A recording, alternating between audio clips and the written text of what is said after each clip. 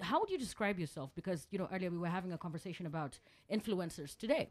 And with your appeal, you are a target for commercials. You're a target for marketers. They are approaching you. And sometimes you have to sort of forget your identity and endorse products and sell things and, drive your traffic and the following that you have gained over the years to influence people to make decisions. So we were actually talking about influencers, and I'm curious whether you are one.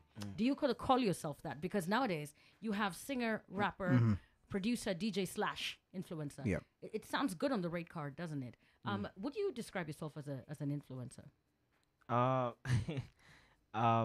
I'd say yes. I'd say yes because again, when you do the things we do like music and everything, I think an influencer is basically a person who can influence people to a certain direction. Yes. And I think I'm an influencer because first of all, it all started with me wanting to influence people to go to church or do some other things, and then Instagram ikagrow and all these things, and Facebook, and guys are like, yo ni aje unajua nauzanga socks unaweza niuzia and una post or someone buy socks. So yes, I'd say in that context I would say yes. I'd say I'm an influencer or somebody who has influence for brands or you can impact people. We're going to be getting into our topic of the day a little bit later because he says he is and I was a socks. That was a plug on national radio and TV. So guys, if you're looking for socks, you can follow. We're going to be sharing his handles as well. The gospel music industry is so controversial lately that we don't even know who's gospel and who's not. You're proudly a gospel artist that has been consistent. Earlier, we got your file from E. He says that you are one of those guys. You've been exactly what you are, what you say you are, what your audience can trust. Is it challenging to maintain that identity given that right now the clout is in the noise making and the scandals of the industry? Maintaining a clean image, does it sell? Are you a gospel artist that's struggling because right now most of your peers that you started off with have decided to veer off because it may be more commercially viable? How's that going as a gospel artist? Wow, I feel like 10 questions. I don't know.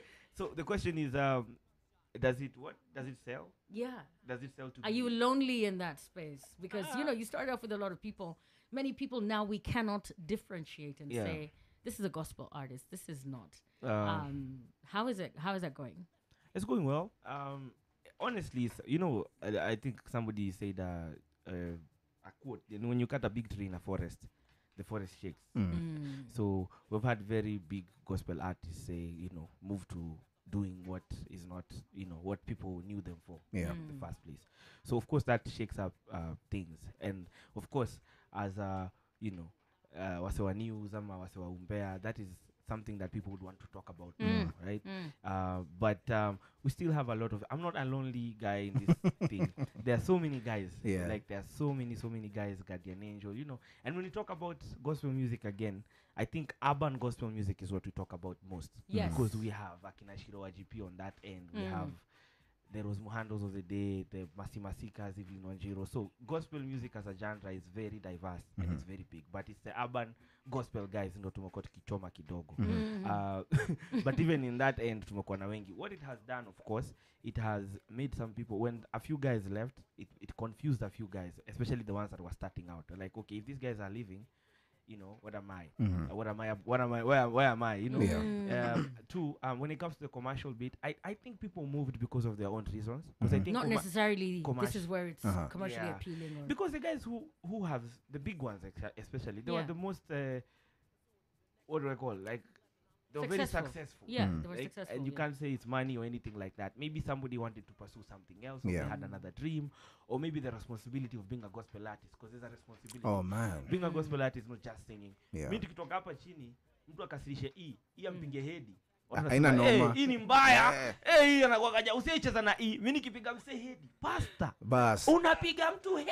Watu wa gospel siku hizi ni wa violent. Sasa hata sio mimi sasa. Mimi nakuwa ninageuka ni the whole church. Watu wa church nini watu wa gospel. So I think because of the expectation that is put on the gospel artist and the responsibility that's put on gospel, sometimes it's heavy for some guys to bear. So what I'm saying, I'm pick up, ameanza ku live a certain life that is inabidi ajifiche sana. Kama mahali anasema nimechoka. Ikae. So and stuff like that. So Yeah. I don't think it's about the commercial bit of it, Yeah. because when you look at even certain things, you'll see that gospel music, Kenya is a very Christian country, and you can get money if you're a gospel artist if you know how to structure your business side.